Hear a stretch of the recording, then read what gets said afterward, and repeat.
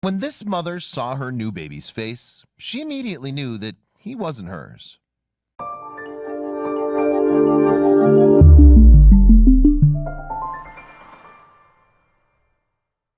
Richard Cushworth and Mercedes Casanellas welcomed their first child, a little boy, in May 2015. His mother had given birth in her native El Salvador before returning home to the United States. However, as she watched her baby grow, she became convinced that he wasn't hers. Cushworth and Casanellas have both known struggles in their lives. For instance, Cushworth had spent some 20 years of his life battling drug addiction, including reliance on alcohol, cocaine, and heroin. But he finally turned things around after attending Teen Challenge, a drug rehabilitation program with a Christian focus. After finding God, Cushworth went to Bible school at the Christ for the Nations Institute in Dallas, Texas. And it was here that he first met Casanellas, who was attending the evangelical organization as a foreign student. The couple married in 2012 and traveled to Casanellas' native El Salvador to work as missionaries. But while the missionary had managed to conquer his addiction, as well as find love, his troubles were far from over. You see, while in El Salvador, the apartment he'd been renting in Dallas was gutted by fire, and he lost all his possessions. Meanwhile, Casanellas had survived a gun attack after being set upon by a gang of 5 shortly before her move to the United States. Eventually, Cushworth and Casanellas returned to the United States, settling in Dallas once more. And in May 2015, the couple were set to become parents, with Casanellas giving birth at the Gynecologico Hospital in El Salvador. Interestingly, this was thought of as one of the best private health facilities in the country. And Casanellas delivered her baby via an emergency cesarean. She was handed her newborn son, Jacob, briefly before he was taken to spend the night in the hospital nursery. Recalling that special moment in an interview with the BBC in 2016, Casanellas said, "He was just passed by me and I gave him a kiss. And then he was taken to the nursery and that was the last time I saw him." The following day, nurses returned Jacob to Casanellas, and when he was 4 days old, Casanellas left the hospital and reunited with Cushworth, who'd flown in from Texas. Then they spent 3 months in Central America before returning as a family to their home in the States. Back at home, as the weeks and months passed, Casanellas and Cushworth bonded with baby Jacob.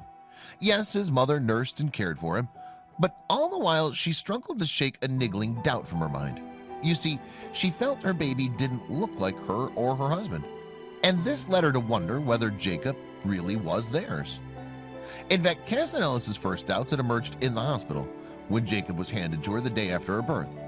She later told the BBC, "When I saw him, the first impression was, this is not the same baby that I saw last night. I looked at him and I remembered that the baby that I saw was just like my husband, and this baby did not look like my husband." Unsurprisingly, Casanellas raised her concerns to the hospital staff, but they assured her that the baby she'd been given was definitely hers. To further ease the new mom's worries, nurses told her that she'd been heavily medicated when she'd briefly seen Jacob for the first time. In other words, she couldn't rely on her first memories she'd had of her child. So the nurses, telling the first-time mom that the child was hers, she had little choice but to believe them. However, she continued to ask her friends if they thought there might have been some kind of mix-up with her baby, but everyone assured her that Jacob was hers. For the time being, Casanellas tried to put her worries to the back of her mind, but they didn't stay buried for long. In her interview with the BBC, she said of Jacob, "The days started to go by and his features, his skin, everything started to change, and he started to not look anything like either of us." At this point, Casanellas' feelings for Jacob were confusing. She explained, "I was nursing the baby, I was taking care of him, loving him like ours, and I started to fall in love with the baby.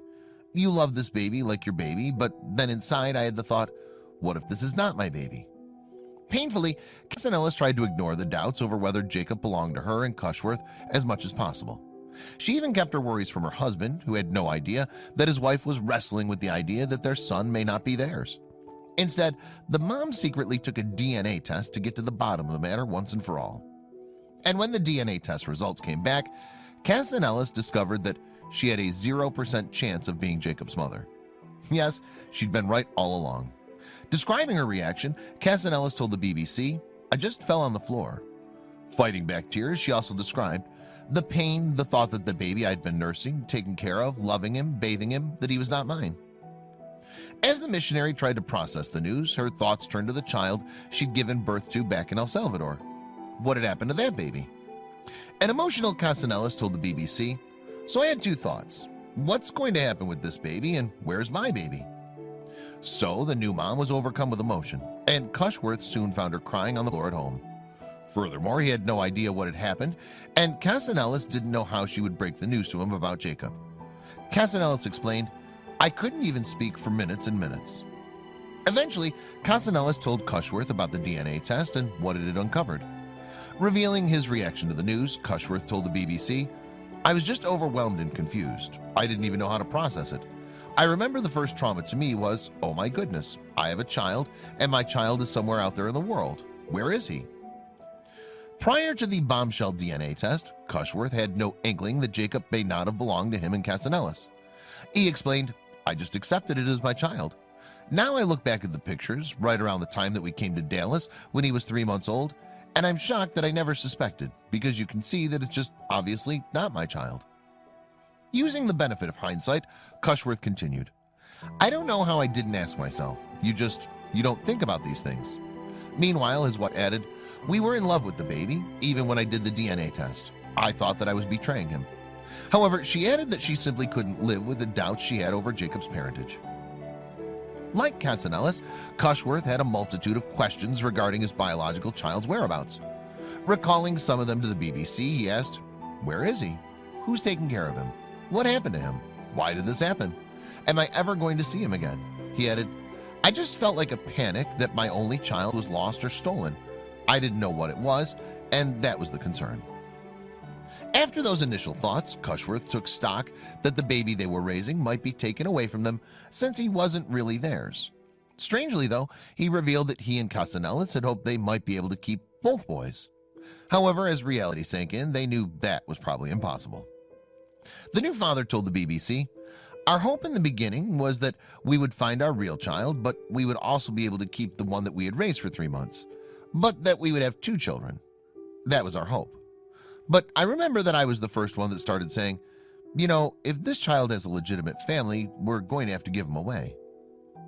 Therefore, it seemed likely that Jacob had been mistakenly given to Casanellas from the hospital nursery the morning after the birth. So, to get to the bottom of the mix-up, DNA tests were carried out on the children who'd been born at the hospital in El Salvador on the same day as Jacob. And that's how Casanellas and Cushworth found their biological child. But the couple's joy at being told their son had been found was mixed with feelings of grief they would have to give up Jacob, whose biological parents had also been identified. Casanellas recounted how she handed over the child she'd grown to love in her emotional interview with the BBC. As tears fell down her face, Casanellas recalled, "We got there and we had to rush. We were rushed in. We have to go quickly. Just bring the baby, and we barely got time to say goodbye. I got all his clothes and we took him into the office and handed him in. And that was the most difficult part, I think, of all the situation." However, while the pair were heartbroken to be handing over Jacob, they were also overjoyed to finally reunite with their real son. Recalling that moment, Casanellas told the BBC, "We finally saw him, and when he saw us, he was smiling, he was laughing. And touchingly, there was a moving coincidence that the parents couldn't explain too. For you see, when the couple swapped Jacob for their son, both babies seemed to slot right into their real families."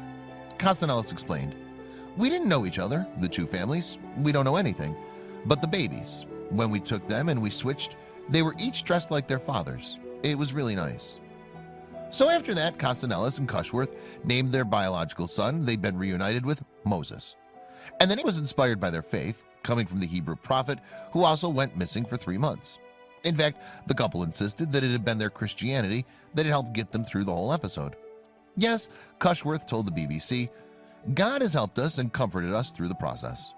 But while the parents have reunited with their son, their ordeal wasn't yet over. In order to leave El Salvador and return with Moses to the States, the couple first needed to produce a birth certificate for their son. And obtaining this documentation proved to be a lengthy process for the family. Indeed, so to help them find the correct paperwork, Cushworth, who was born in the United Kingdom, turned to the British Embassy for help. And he was assisted by Ambassador Bernard Garside, who would later tell the BBC that the swapping of the babies was the easy bit compared to what followed. That's right, because Garside explained, "When we first got involved, it looked very much like an uphill struggle. My fear was we weren't really going to see a happy conclusion to this. However, he said that with some old-fashioned diplomacy, he was able to help the couple navigate the Salvadoran court system. In 2016, Garside revealed to the BBC, what took time was unraveling the legality of all the birth certificates and making sure the right parents were recorded with the right children. However, the parents' efforts finally paid off, and Garside was happy to have helped. In fact, Cushworth referred to him as her angel. Speaking to British newspaper The Independent in 2016, Garside said, "From a family perspective, this has been very, very tough. This is every parent's nightmare. The bureaucracy of the El Salvadoran system always seemed to conspire against them. But with the help of the Supreme Court judge and some good old-fashioned diplomacy, we finally managed to get leverage, and we got the result we wanted." Now, it had taken 9 months and almost bankrupted Casanellas and Cushworth, but in summer 2016, they finally got to take Moses back to the States. And Jacob's family got his birth certificate at the same time the American citizen got Moses. So the two families used the opportunity to meet once more in a more relaxed environment. Cushworth revealed to the BBC, "We spent about 2 hours with the other family, took a lot of pictures and videos. When asked if they'd like to remain part of Jacob's life, Cushworth responded, 'I think so, and I would certainly hope so.' Meanwhile, Casanellas added, 'We would like that.' In the meantime, the parents continued to bond with their son Moses, making up for the time they lost in the first 3 months. Casanellas revealed, 'It was beautiful. It was a blessing of God. I got to nurse him too without any problems. He adjusted, he never cried. He was very peaceful and happy and smiling.' Meanwhile, the couple were still awaiting answers as to how their child was swapped with another in the first place. Garside, the British ambassador who had helped the couple, said that Salvadoran authorities have concluded their investigations and found there was no criminal element involved in any of this, and it was simply a mistake. But this conclusion did little to address Casanellas and Cushworth's many unanswered questions. Cushworth told the BBC, "I would love to see justice in this situation. I'd like to know what happened. How did this happen? Because I don't want to see it happen to another person." While the truth behind the mix-up has eluded them, all Casanellas and Cushworth could do was assess the difficulties they'd faced and try to move forward. Cushworth explained, "It's done terrible financial damage and emotional damage to us. But we're here, we survived, everything is turning out okay."